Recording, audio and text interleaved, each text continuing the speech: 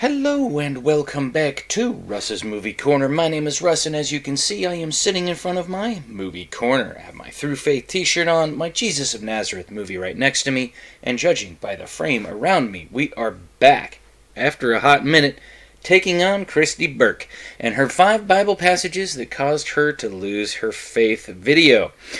In the last episode, we had chatted about the passage in, I believe it was either Leviticus or Deuteronomy, and it was basically, because it's been about a couple of weeks as of filming this from me actually doing this, because I had gotten sick, and you can probably hear it a little bit in my voice, and so I've been kind of resting my voice. I've been doing some other things to try to get ready as of filming this.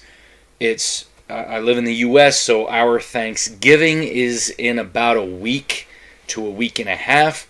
And so it's been kind of a whirlwind for me. I've been running around doing this, doing that, trying to get ready for Christmas, trying to get ready for Thanksgiving, trying to do some different things around my apartment.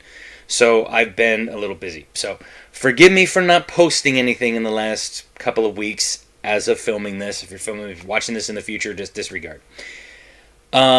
So jumping back in, there was one thing that I kind of wanted to do, and this is in response to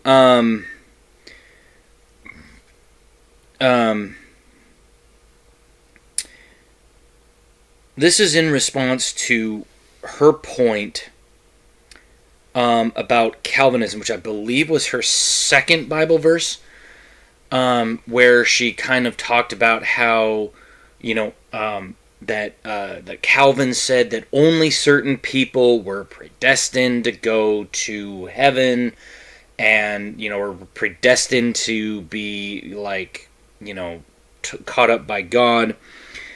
And I have been doing Bible Study Fellowship. And what Bible Study Fellowship is it's a fourfold method of learning the Bible. And basically how this works is like you read a certain passage of Scripture, okay? And like the first week that you do it, you kind of do sort of an introductory lesson. You kind of do a few things here and there, and you kind of answer some basic questions during the discussion time, and then you go upstairs and you sit down and you hear an introductory kind of lesson. And then it kind of introduces you to the book that you're going to be studying. In this case, it was the book of John. And then from there, we would read, like, say, John chapter 1, okay? And we would read a certain portion of John chapter 1. Might be the whole chapter, might only be like half the chapter. It just kind of depends on, how they decide to do it, okay? And then you study these passages, you look at these different things, and then basically, like, you answer some questions about it. Then you go in on the day that you're doing it. For me, it's on Monday evenings. And so you go in and you sit down and you talk to people, and they go through and they say, it's like the facilitator of the group goes, okay, so in regards to question number 1, what do people have? And then we kind of answer and we kind of shoot back and forth. Then he goes, okay, what about number 2? Okay, let's go to day number 2. And then we'll go to number 3. And we'll kind of talk about, some different things. Because some of the questions are broken down into sections, like A, B, C. Some of them are just, questions. Some of them, kind of deep dive into your personal life and do all of this kind of stuff. Well, interestingly enough, in the last couple of weeks, my life group has been studying through some of the Psalms, okay? And a life group is something that I do on Sunday mornings. Here again, it's kind of like that. You go in, you sit down, and we kind of talk about some different things. And our normal group leader has been out on vacation. He's been off doing some different things. Totally cool. So we've had a guest kind of, person who's been part of the life group for a long time. He's been kind of teaching for the last 3 weeks. And so we've been going through the Psalms, and it was kind of funny because he had pulled out John chapter 6, and I instantly thought of Kristi Burke, because what had happened is in the last week, so this was last Sunday, as of filming this, my small group leader was like, somebody want to pull out John chapter 6, verses 35 through 37. And a guy who I usually sit with in the group, he and I have been kind of doing accountability stuff, and he was like, John chapter 6, why does that sound familiar? And I'm like, come on, dude, we're in BSF together. Like, don't you recognize this? The passage we just studied this last week. Like, literally, we just were studying this passage. And he was like, oh, yeah, you're right, we have. And it made me realize that Calvin was wrong. Okay? A person can be a giant of theology. Okay? Can write piles and piles of really good theological material, but still be wrong about certain things because they're human and they're fallible. Okay? And so Calvin had a lot of good theology, but for one thing, and this is the one thing that he got wrong, was this notion of Jesus, or of this whole predestination thing, or preordained, or something like that, where it's like you're predestined, like God predestines only a select few to go to heaven. He doesn't. Okay? Because the Bible has clearly taught on multiple occasions that, all have sinned and fallen short of the glory of God. That all people have issues in their lives that they need God's help with. Okay? So, let me read this passage. And this is going to be, if you're still struggling with Calvinism, with this kind of belief, listen to the words of Jesus, okay? Because Paul said pretty much the same thing. And there are passages where Jesus talks about preordination and predestination and stuff like that, but it's not the same. He's not saying that only a select few get into heaven. Okay, listen to what he says here. And Jesus said to them, I am the bread of life. He who comes to me shall never hunger, and he who believes in me shall never thirst. But I said to you that you have seen me and yet do not believe.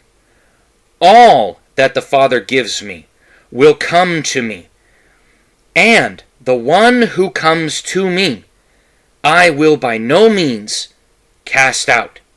Now that is not Jesus saying only a select few will ever, my Father chose and will give to me, and those are the ones that go to heaven. What does he say there? All. So if you take nothing else away from this, if you're a Christian, if you're an atheist, doesn't matter. If you were struggling with some kind of a thing where somebody spread some kind of Calvinistic belief to you by saying, oh, see, Calvin said that, only a few would get in. No. All who come to Jesus will be saved. Okay? And if you need more proof, then just look down at verse number 40 in the same chapter, John chapter 6. And this is the will of him who sent me, that everyone who sees the Son and believes in him may have everlasting life, and I will raise him up at the last day. He doesn't want for anyone to perish. And he doesn't want for anyone to think that only a select few will get into heaven. Yes, narrow is the gate and hard is the way that leads to life. But that doesn't, and only a few find it. But that doesn't mean that only that few will be saved. Do you understand? Okay? What she said and what Calvin said was a lie. Okay? God does not want any man to perish and go to hell. Okay? He wants everyone to come back to him. Okay? But even Jesus said, not all will choose to come back to Jesus, but everyone who does choose the Son will have eternal life. Okay? It's not a select few. Don't get it twisted here again. Okay? Don't get it twisted. Now, one last little verse, and then we'll jump back in to our passage here. Dead minute. Bigger 3. Okay.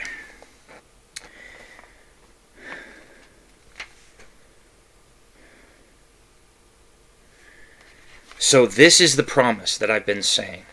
Okay, this is the book of 2 Peter. Okay? And know that, yeah, in 2 Peter there's a lot of really good theology. Okay? Peter was a very, very giant among the disciples.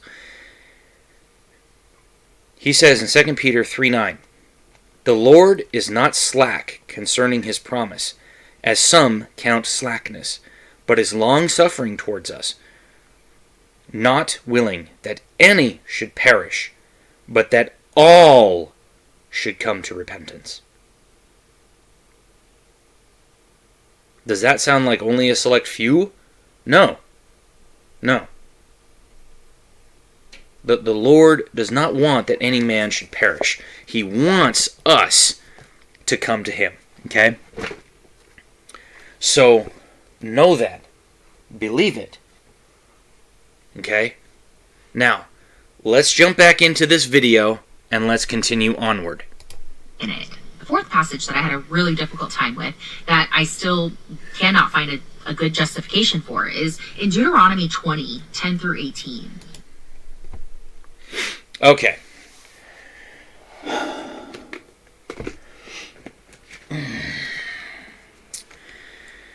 Deuteronomy 20.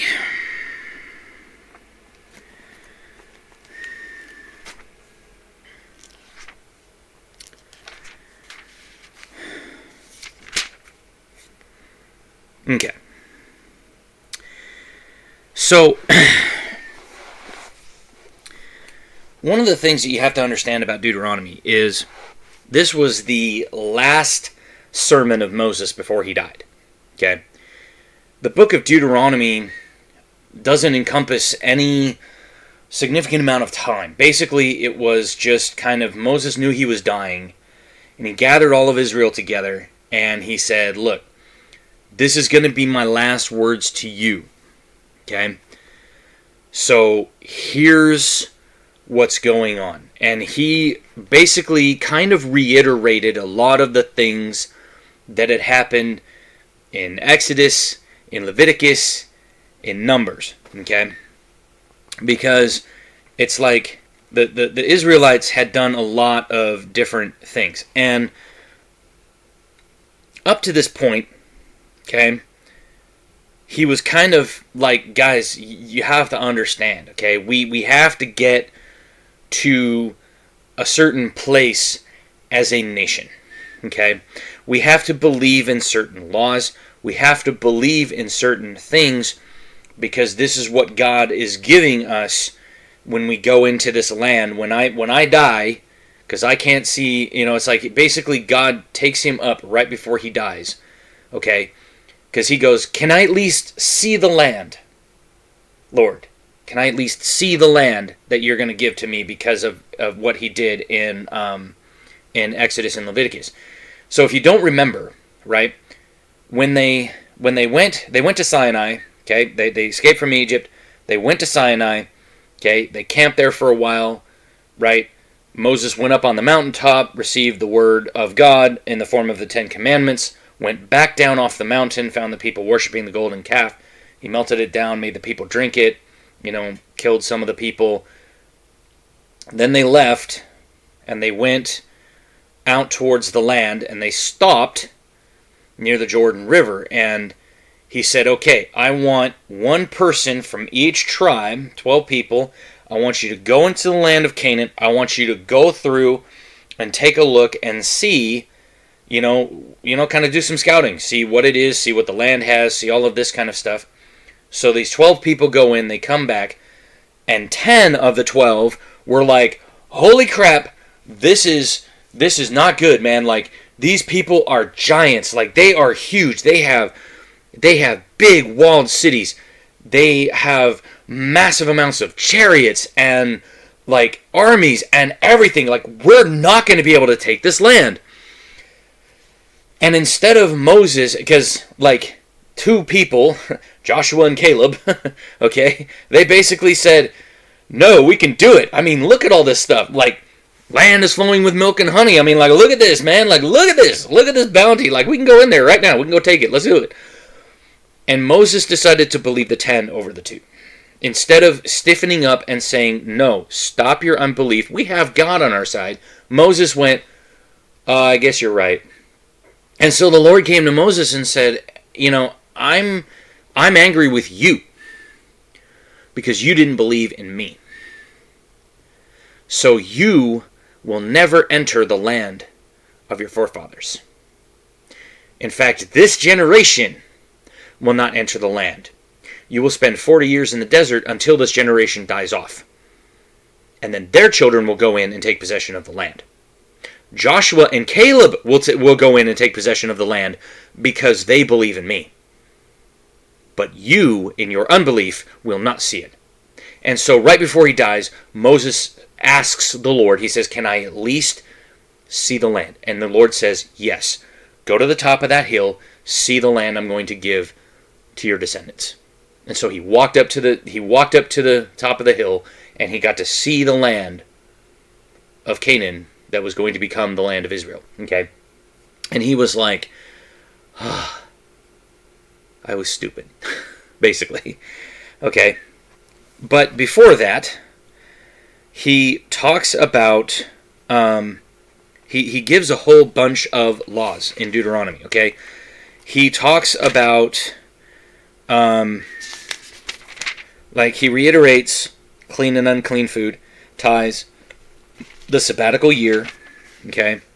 Passover, the Feast of Weeks, the Feast of Booths, justice, forbidden forms of worship, legal decisions by priests and judges, laws concerning Israel's kings, provisions for priests and Levites, abominable practices, and then in 18 verses 15 through 22, he basically talks about that there will come, at some point in the future, a prophet like Moses who will lead the people out of darkness. Okay? Now, he was talking about Jesus, but you have to understand that when the people thought that they were just going to get another Moses, okay, another earthly king that they could put on their throne that were going to, throw out the Romans. That's what they thought when Jesus came along. Then he has laws concerning cities of refuge. This passage is like if you had somebody, like you thought somebody was attacking your land or your house or something, and you accidentally and you killed them, okay,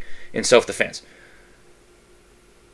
To make sure that you didn't get killed by the people because they could swear a blood debt against you, you could flee to a city of refuge. Now, Joshua actually talks about where these cities of refuge are, okay? And there were Levitical priests that lived there that would take these people in, and if somebody came in and was like, okay, where's so-and-so? So if you think about the movie John Wick,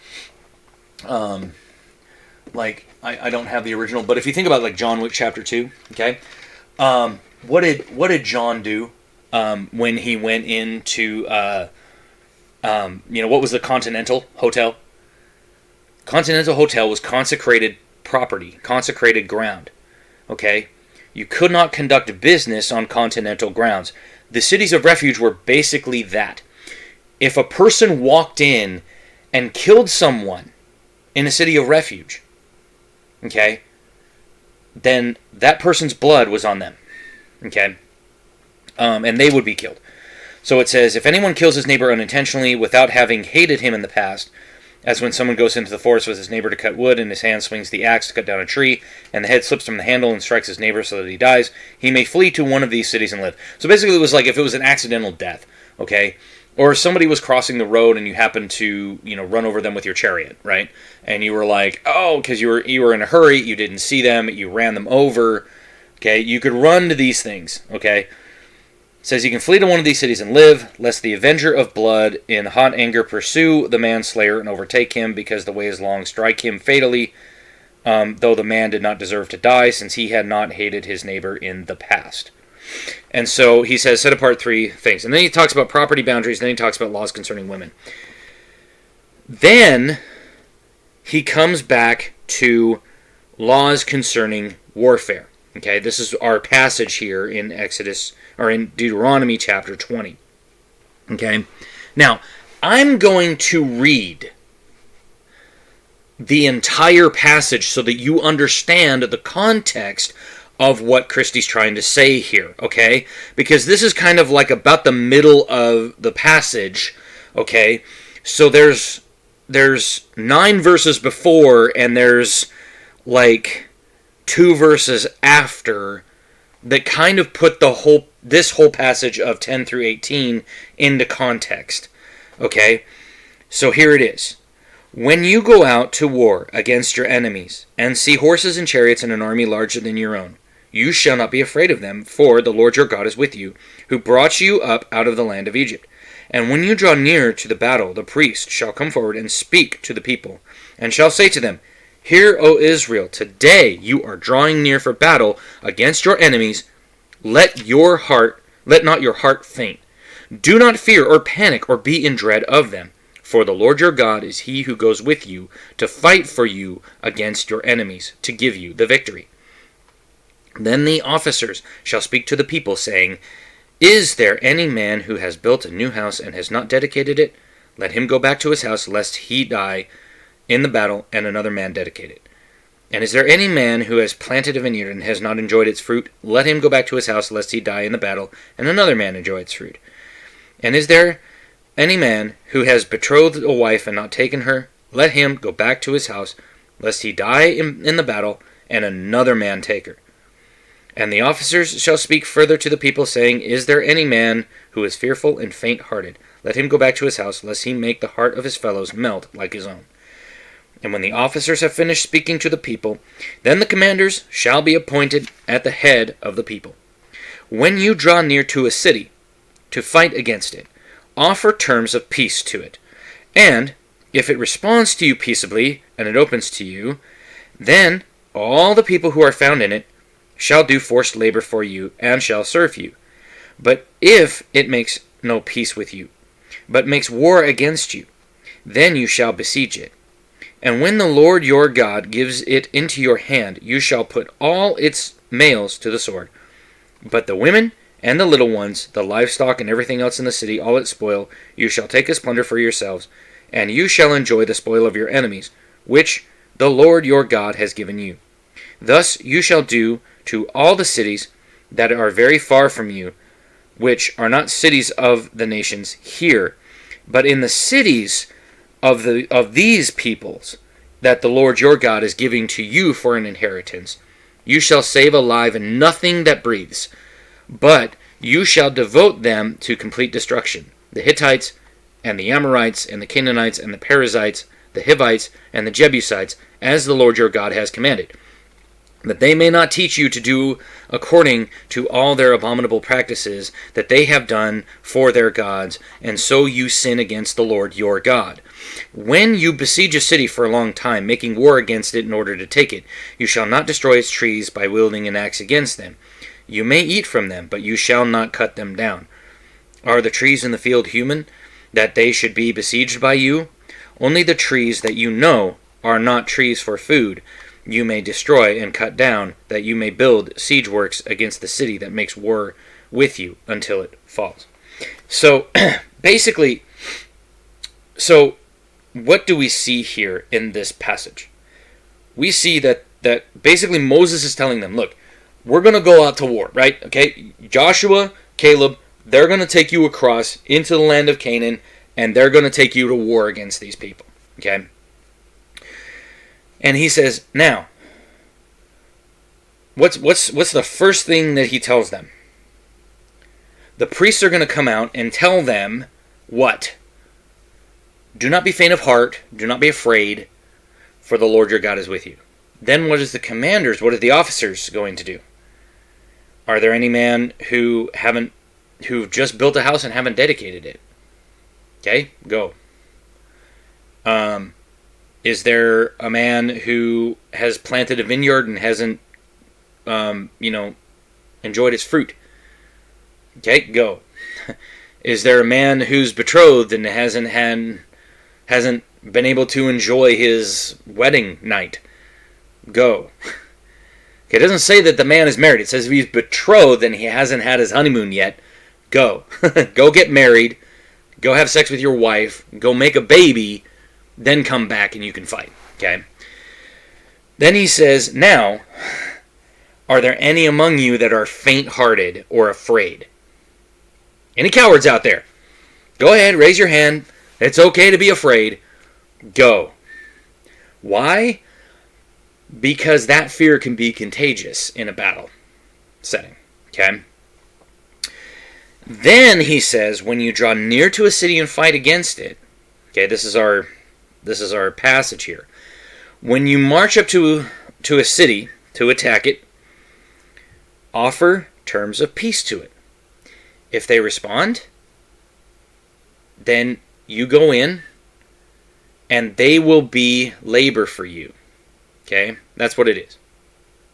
Okay? And they'll work for him. And we see that in the book of Joshua. Okay? When they go in, some of the cities that they go to, and even we see that in the 5 books of Moses in Leviticus and Numbers, some of the cities, okay, they actually were like, they would go up to them and the people would be like, hey, we saw what you did to King so-and-so. Hey, you know what? Cool, man. Let's have peace. And the Israel and basically Moses went up to them and said, we'll have peace if you guys work for us, like make food and give us your food and do all that kind of stuff. And they were like, yeah, cool, man. Hey, cool. But then what does he do? He pivots in verse 12 and says, if it makes no peace with you, but makes war against you, then you shall besiege it. And when the Lord your God gives it into your hand, you shall put all its males to the sword. Why would you put all the males to the sword? Because back in those days, as we read just then on Cities of Refuge, right? If you went and killed, most of the people, okay? Like, if you killed 90% of the men, what are the other 10% going to do? They're going to come back and attack you, right? Okay? That's the point. They're going to make war on you. And they're going to be a thorn in your side. And you're going to be fighting that war forever. Okay? And so you don't want to have those people keep coming back and coming back and coming back. Okay? And then basically it's saying, all right, kill all the males. What are you going to do with the women, the children, and the livestock? And everything else in the city? You're going to take it as spoils. Okay? That was common practice back then. In fact, that was common practice up until, like, the Middle Ages. Okay? That when an army came through and laid siege to things, they did one of two things. They either killed all the men and then took all the women, children, and livestock for themselves, or they just genocided the entire village. Okay? Where do you think they got that from? Okay? But that was practice. That was common practice. That wasn't just Moses saying, hey guys, you're going to go do this, blah, blah, blah. This was common practice back in the day. Because we saw it from the Assyrians. We saw it from the Babylonians. We saw it from, like, the Romans, the Greeks. We saw it from everybody. The Persians, okay? They all did it. In fact, one of the Psalms that she had such a problem with right? When she talked about this thing of, oh, they're talking about dashing babies against rocks. How dare they? Yeah, because that's what the Babylonians did. And so the Israelites were like, yeah, what you did to us, that's going to happen to you. And you're going to feel our pain. That's what that was. She doesn't want to believe that, but that's what that was, okay? Same thing here, okay?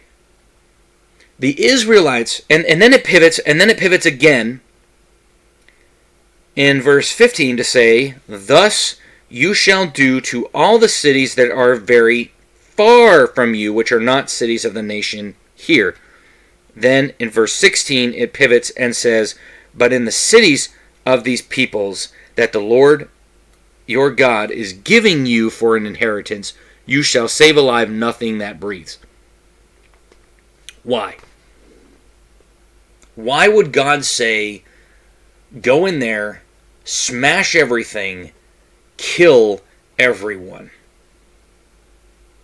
Well, it's pretty simple. The answer is in verse 18. That they may not teach you to do according to all their abominable practices that they have done for their gods, and so you sin against the Lord your God. So why were they doing this again? Oh, that's right. Because the book of Numbers. Go read the book of Joshua. It's right after the book of Deuteronomy. Go read the book of Joshua, then read the book of Judges. Wow. What did they not do? They didn't do this. And what happened? Verse 18 happened. They started worshiping other gods in defiance of what Moses told them to do. Moses said, don't allow them to live. And what did they do? They allowed them to live. And what happened?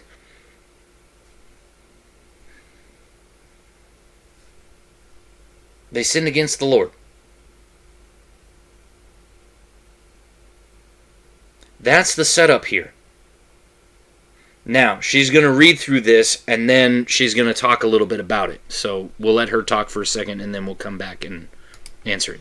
When you march up to attack a city, make its people an offer of peace. If they accept and open their gates, all the people in it shall be subject to forced labor and shall work for you. If they refuse to make peace and they engage you in battle, lay siege to the city. When the Lord your God delivers it into your hand, put to sword all the men in it.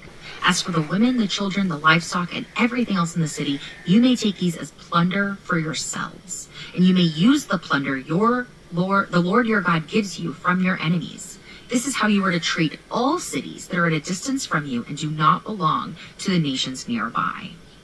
So God is commanding his people to go around to all the neighboring cities, to offer them peace, to say, hey, we're giving you a peace offering. Would you like to make peace with us? And if that city agrees to being peaceful with you, you are to capture them and enslave them. You are to force them to work for you, to be your slaves. So right here, right on in the very beginning, it's saying to harm people that are peaceful. No, it's not. Basically, what it was doing is you were saying, look, we're going to make war on these other nations, and we'd like your help. So if you can give us food and weapons and different things like that. The whole notion of forced labor does not mean slavery like she thinks it means. It just means that you're just going to come up to them and say, give me this, give me that, and then I'll go make war on your enemies as well as my enemies. Okay?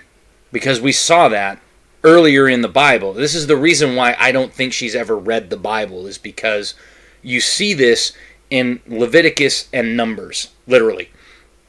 And there's so many instances of this happening to where as they're going from place to place in their wilderness wanderings, the the people, there were like certain kings that were like, oh no, the Israelites are coming, attack! And then they get killed. And other kings hear of that, and when the nation of Israel comes, they're like, whoa, dudes, peace. We want peace with you. And Moses was like, all we're asking is for some food, for, some water, for some, for some weapons, for some stuff. And they're like, here, have it. Okay? And we see in the book of Joshua and the book of Judges that even when they didn't kill all of the people like they were supposed to, okay, even when they didn't do that, what happened? They made them work for them. They made the Hittites and the Amorites and the Canaanites, the Perizzites, the Hivites and Jebusites. I think they killed a couple of them in there. But I know that the Hittites and the Amorites were two of the main factions that were kind of left because Joshua didn't finish the job. Okay? And they basically broke their back, and then they said, you're going to work for us. And they went, okay. And then, years later, in the book of Numbers, those nations rose up against them, okay, to make war on them, and then Israel would cry out for a savior, and a judge would be appointed, and then he would take them to war, and then they would go back to sinning. Or the people would make the people sin by teaching them how to worship and how to make false idols, which is exactly what this says not to do, okay? Because these people do not believe in God. They believe in God's, lowercase g, okay, and plural. They believe in gods, but they don't believe in the one true God. And what was it that God said back here in Exodus chapter 20? Do we really need to read this again? Probably, because it sounds like she doesn't know.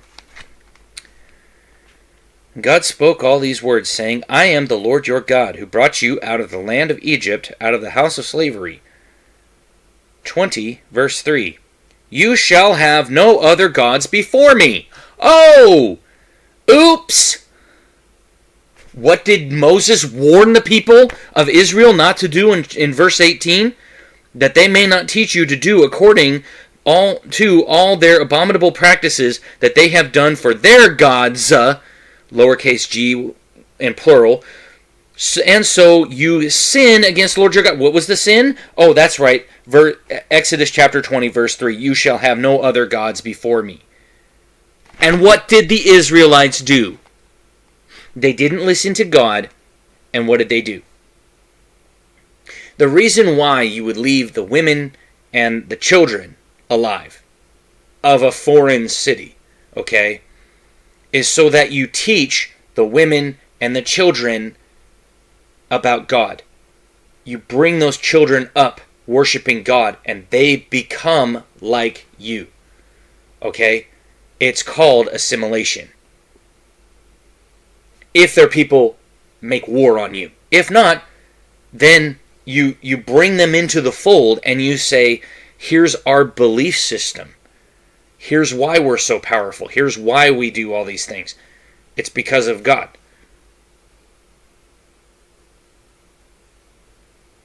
I mean, this is just, this right here, okay, is exactly what happened after World War I, after World War II.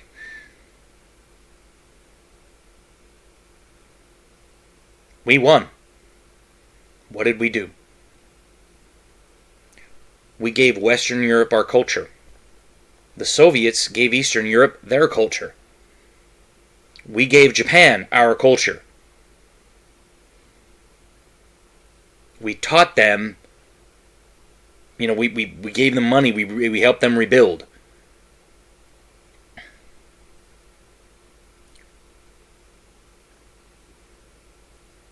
It's what happens.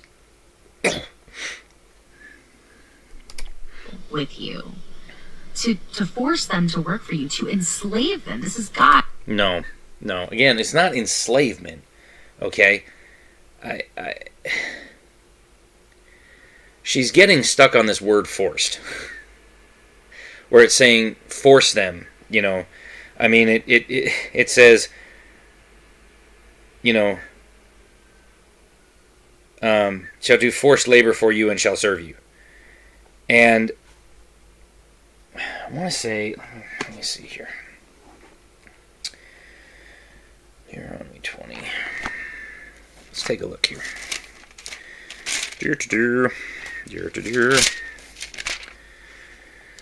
Okay.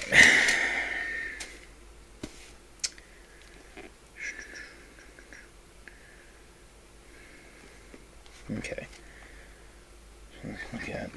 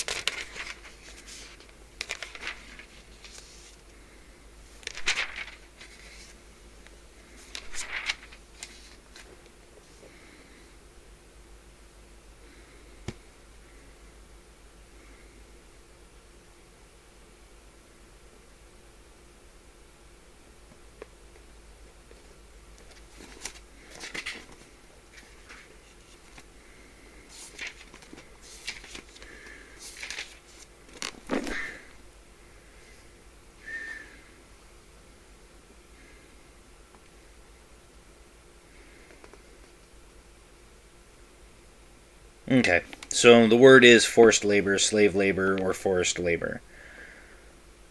So it is. But, and, I mean, you know, here again, you look at,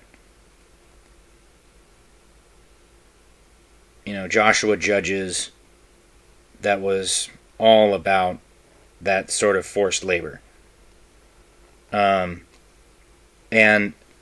I mean, how long did it last?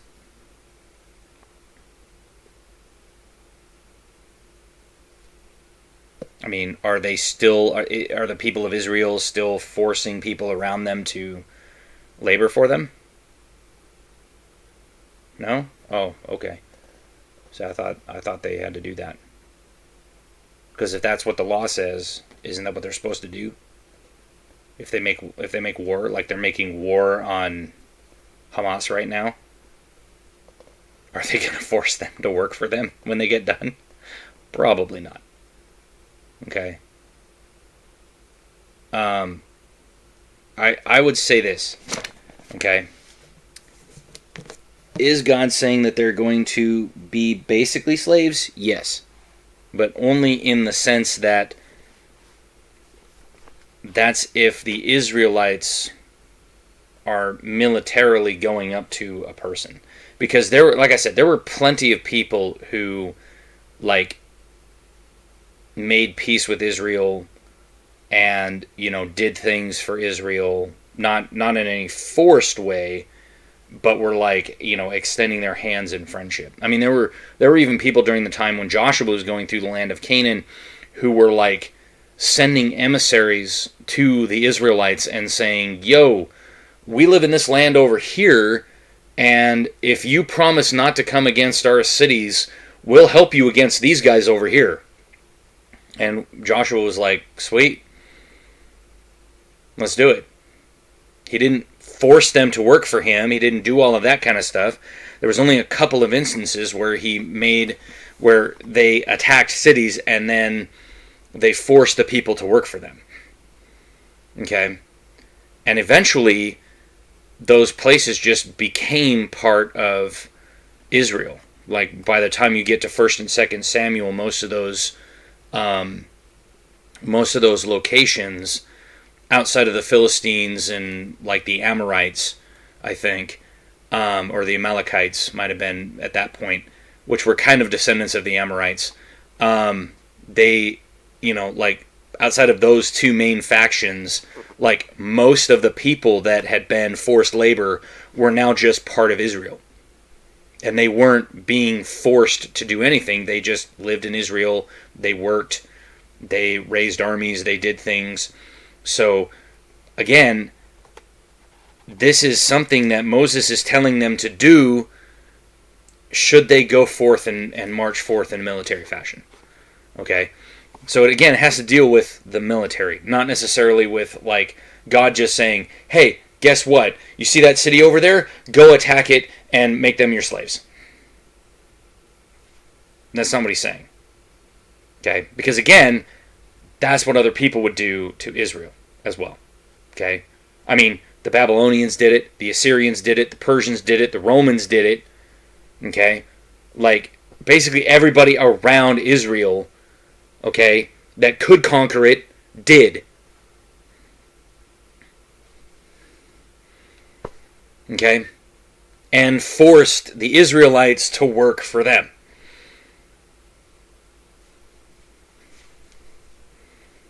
Are you...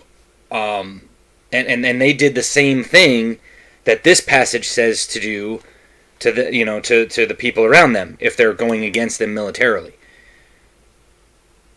Are you condemning them? Did you condemn the Babylonians? Did you condemn the Assyrians? Did you condemn the Persians? Did you condemn the Romans? Oh, okay. So I see. It's only bad when God says it, but it's okay when the other people do it. Yeah, that's what we call hypocritical. Specifically endorsing and commanding you to enslave other people, even if they're peaceful. Then because that's what they do to you. Again, that's what they do to you. And again, this is concerning warfare. If somebody's declaring war on you, okay, this was their thing. They said, you would march out there. And basically, if you approach the city, like if somebody comes in and starts attacking some of your border cities, okay, kind of declaring war on you, you sent your army out to meet them. That's what this is. You send your army out to meet them. And if you approach their gates, and this is a city in another country, okay, this is not a city inside Canaan. This is a city in another country, like in modern-day Syria or, like Eastern Jordan, whatever, okay? You walk up to them and you say, you march up on their gates. And if they run out and they're like, yo, dudes, we didn't realize you were so strong. Please forgive us. Peace. Then you force them to work for you. Because likely they militarily came against you beforehand and killed some of your people. Okay? So you're just forcing them to pay to pay back what they did, basically. Okay? That's kind of... But again, even though we call it slave labor, it's not the same thing as slavery in the 18th century. Okay? And most likely what it was is you left a detachment there. Okay? And the people just went about their normal lives, but their food, their weapons, any goods they had were sent back to your country rather than, staying there. Okay? Until such time as, you decide as the country to say, okay, I think you've earned your penance, you're done. But like I said, Joshua did this to the people inside Canaan, in the land of Canaan. The ones that he was supposed to smash, okay, in 16 through 18, okay, the people that he was supposed to go in and genocide, he didn't. And he forced them to work for them, and what happened? Well, go read the book of Judges, okay? Because that's exactly what happened. But that's warfare. Not peace. Okay? If a king sent you an emissary, okay, that said, yo, I have a proclamation from King Ahab over here, okay? And he says, that he wants to make peace with you. Today. We haven't attacked any of your cities. We don't intend to attack any of your cities. We're getting attacked by some other people, and we just want to broker a peace with you so that maybe we can go make war on these people together. That's not what they're talking about. They're not talking about subjugating those people. They're talking about if you are going up to a town to make war on it, that probably means that something has provoked you into that. Normally that would be border raids. Basically, you drew a line in the sand and said, these are my lands, and somebody came onto your lands and killed your people. And you went, enough is enough, I'm declaring war on you, and you go and you kill all their men, and you basically took over the city. Or if you went up to them and they went, whoa, we're sorry, dude, we're so sorry, then you force them to work for you. Again, warfare, not peace. Okay? The peace comes when you have the biggest stick. So if you march up to the city carrying the biggest stick, and that guy realizes that you have the biggest stick, he's going to go, whoa, hang on, I didn't realize you had the biggest stick. I'm sorry, I didn't mean to. And that's how you're going to subjugate them. Because you're going to force them to pay back what they destroyed and stole. Because again, it's warfare, not peacetime.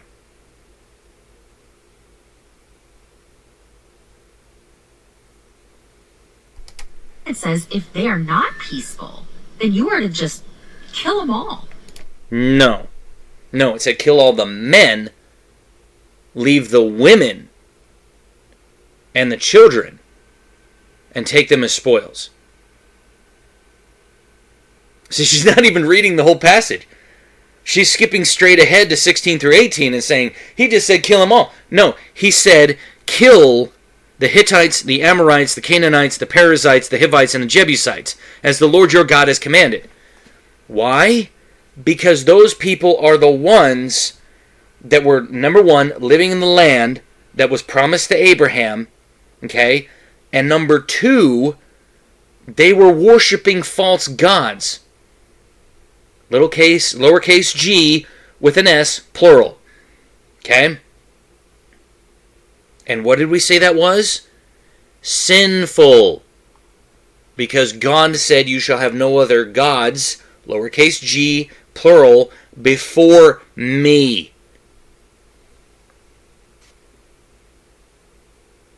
That's who he said to kill.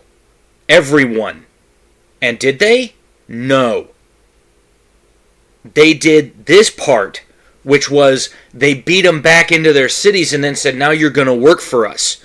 Now you're going to be slave labor for us. And then eventually they either A, corrupted the hearts of the people into worshiping false gods, or B, rose up and attacked them militarily.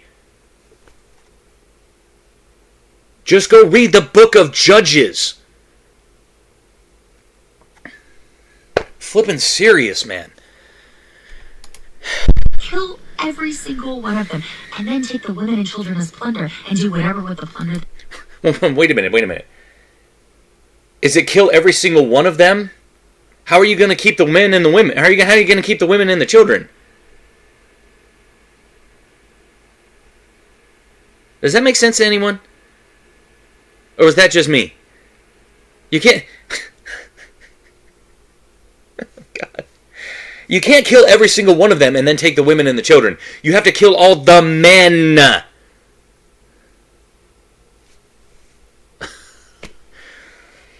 Oh, save me from the stupidity. That you want to do. Those are the spoils of your war. What do you think that means? They became concubines. That's what that means.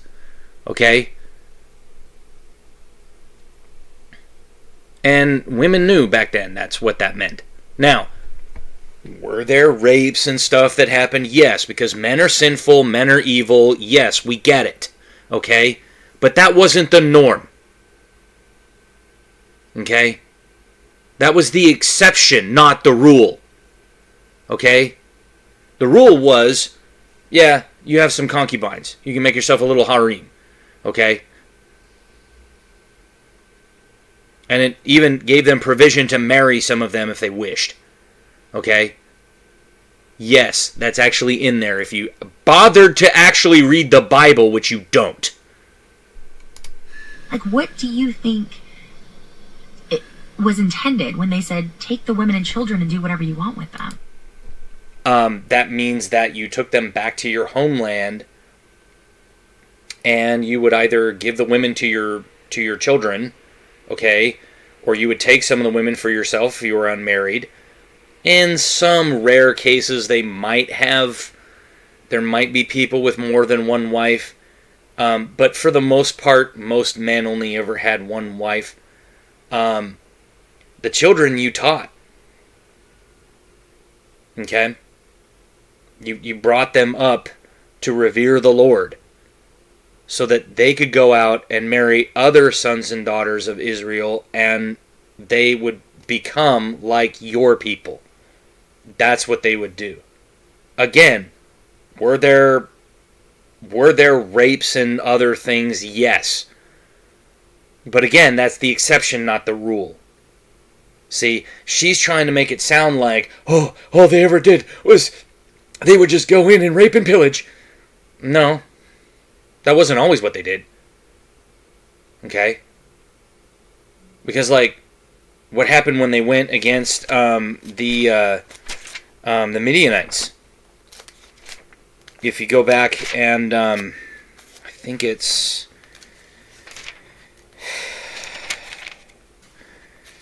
Let me see here. I'm trying to remember... Midianites.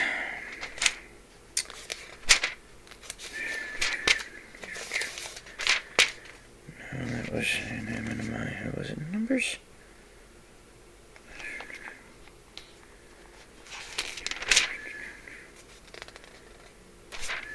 Because there was a thing where yeah, it's in the end of Numbers. So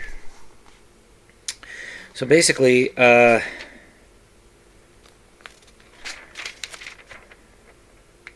in Numbers,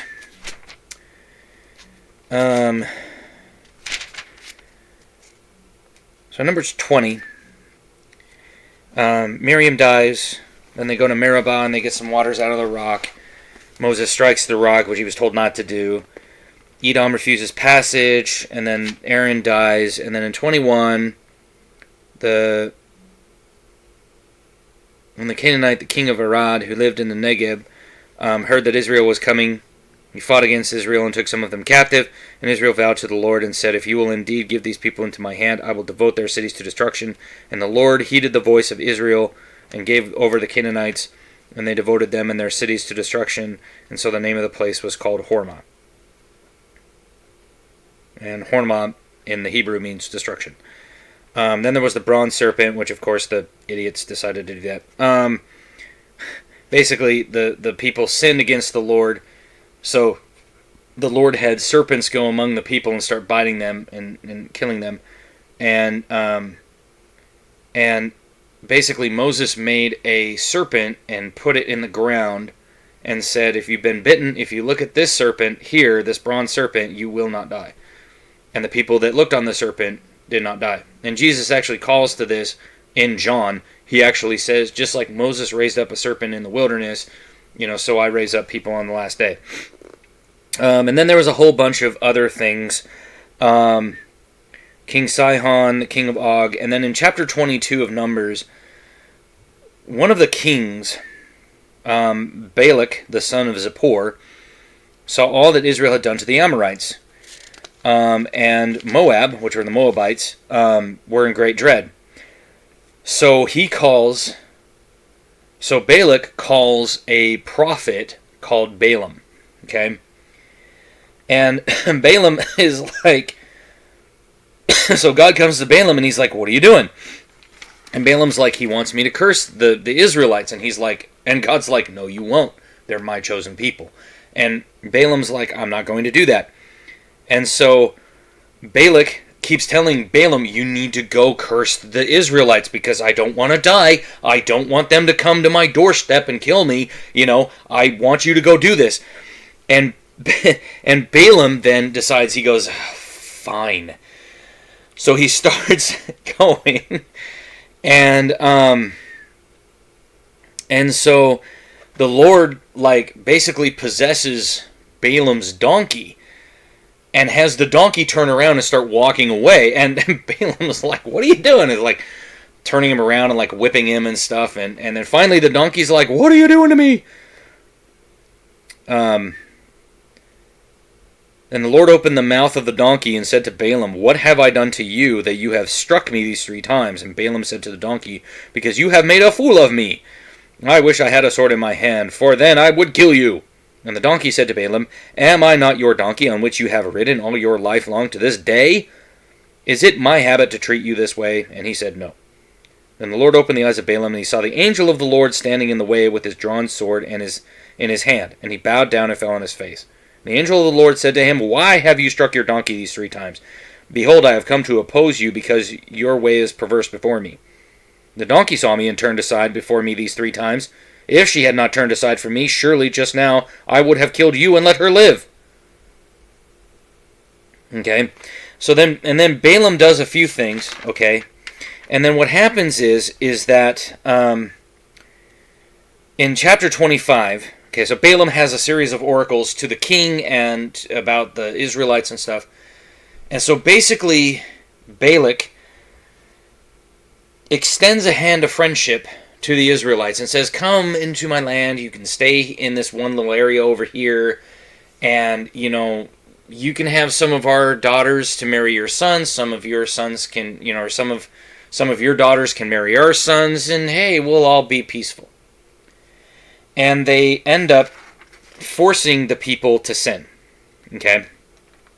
And one of the Israelites rises up and basically kills a bunch of the Moabites and rescues the people of Israel. They repent. And in chapter 31, okay, so there's a few times where the Israelites are kind of out in the desert, they're atoning, they're doing things, and then finally the people come up, finally the Lord says to Moses in chapter 31, verse 2, avenge the people of Israel on the Midianites. Afterwards you shall be gathered to your people. So Moses spoke to the people, saying, are men from among you for war, that you may go against Midian and execute the Lord's vengeance on Midian? You shall send 1,000 from each tribe of Israel to war. So there were provided out of the thousands of Israel 1,000 from each tribe, 12,000 armed for war. Moses sent them to war. Now, he tells them to go and kill everyone. But what do? They bring back women and children, okay? Well, specifically young women, okay? And, he goes, you idiots, you didn't do what I told you to do. So he goes, all right, fine, here's what you're going to do. Any woman that has been with a man, you'll kill. Any of the other virgin women, you can have. But before you do that, you have to go stay outside, and you have to cleanse yourself because you've sinned from, before the Lord. Okay? And then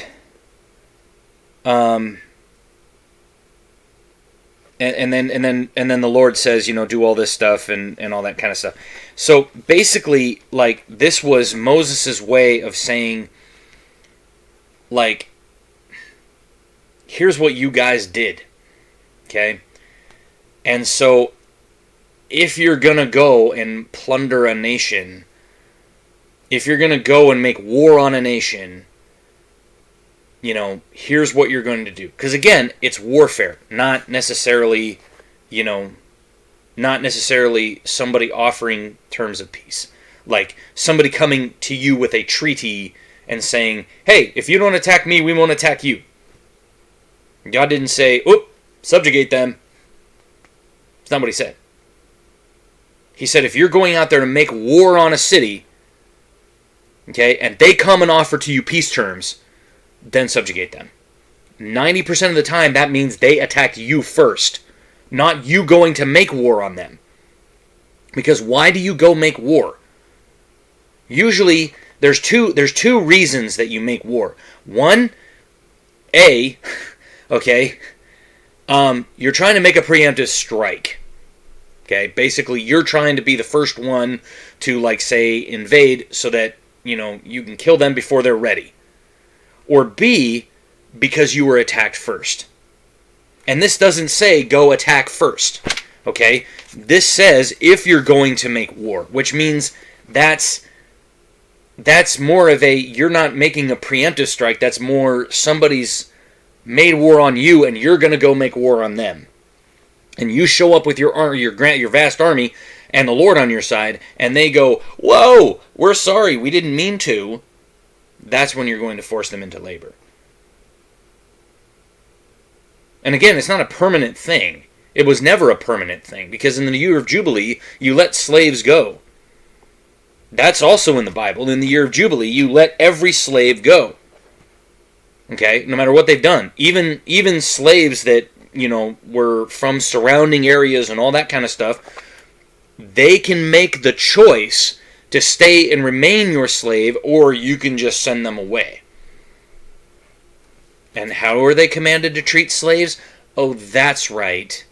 Like their own family members. You see, the problem is, and this is one of the reasons why, when we study the 17th and 18th and 19th century slave trade, okay, in school, we're not giving kids the proper education to be able to tell, this is slavery before, this is slavery then. So here was slavery back in the days of, like, the Bible, okay? It was bondservantship, it was this, it was that, this is how they treated slaves, this is what they did with slaves. It's like everything that we learn is about that 16th to 19th century slave trade. Okay, from the, basically the 1500s through to the 1800s, okay? We learn about that slavery, and we vilify it, rightly so, but we vilify it to the point where anytime you see the word forced labor or slavery, you automatically jump to the assumption that it was chattel slavery. That it was that particular type of slavery. And therefore you lose the historical context of what that meant. That not all slavery in the Bible means chattel slavery. Okay? And that is something that you have to do when you do this kind of stuff. Sorry this video went long, but I needed to be able to set this up so that I could adequately express just how idiotic this type of thinking is. Okay? When people like this, okay, when people like Kristi Burke come out and start going, oh, they're saying, yeah, kill them all, and then, meh. That's warfare.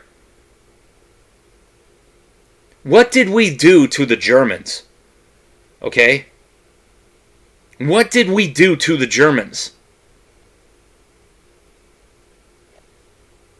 Didn't we kill them all? Until they started surrendering in large numbers, and then we let them live? What did we do to the Japanese? What were they trying to do to us? I mean, you act like war is some peaceful thing fought on a table somewhere. War is hell. But it's inevitable. Because we're fallible human beings. Okay? And no matter what side of the fence you're on in the Israel-Hamas conflict right now, or even the Russian-Ukraine conflict, it doesn't matter. Okay? War is hell. And it's always going to be hell.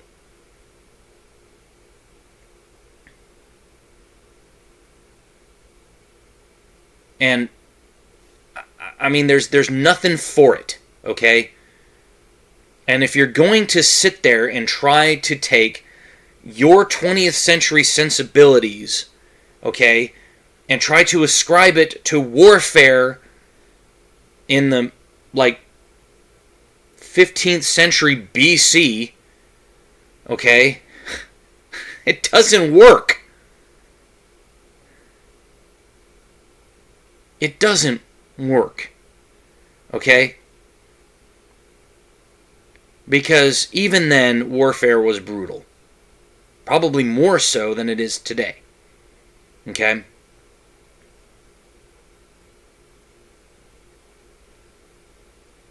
But it was something that was a necessary part of any country. It didn't matter where you lived back then. It was a necessary evil. People just made war on lands. Or they just swept through and captured everybody and conquered everything and then carted off what they wanted. As in the case of the Babylonians. The Babylonians came in, okay, killed a lot of the Israelite men, and then basically took children and women back to Babylon, okay, while killing an entire generation of Israelite babies, okay, and then goading the people into singing songs about their homeland. After they'd done all that, they're like, hey, regale us with tales of your homeland. And they're like, screw you guys. Like, all I think of when I think of my homeland, you know, it's kind of like when you're, I mean, like, if you've seen Return of the King, right? And Merry, or Pippin, right, is in Minas Tirith, okay? And, like,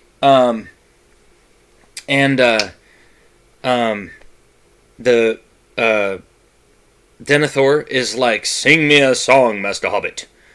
And he's like, oh, we have no songs for, you know, grand halls and evil times.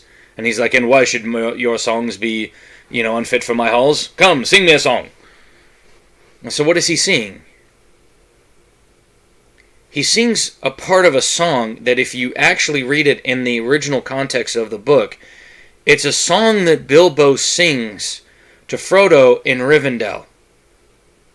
It's part of The Road Goes Ever On and On, down from the door where it began.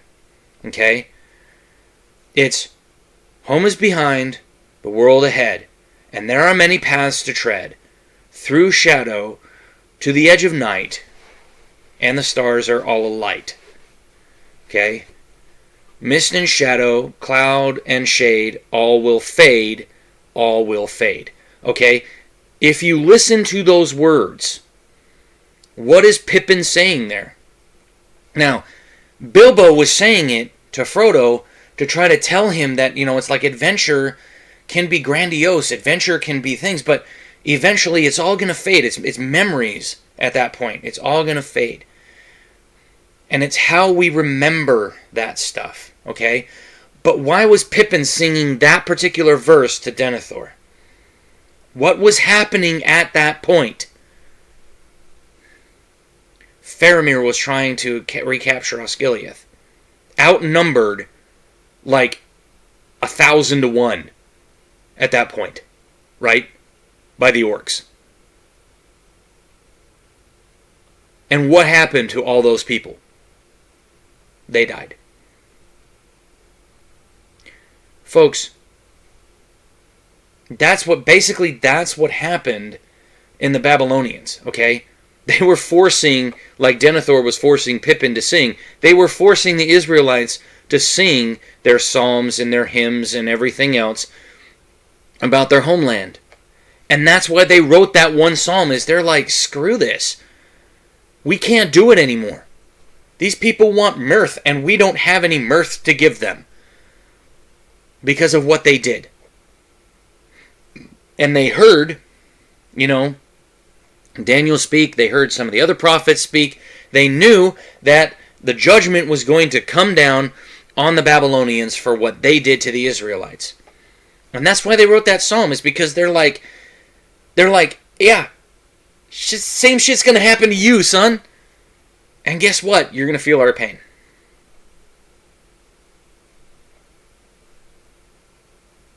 That's the point of some of these passages, okay? And you cannot shy away from them. As Christians, we cannot shy away from the reality of the world. Okay?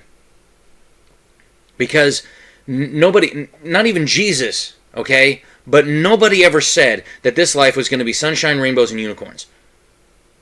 Okay? No one ever said that. And anyone who has is selling something.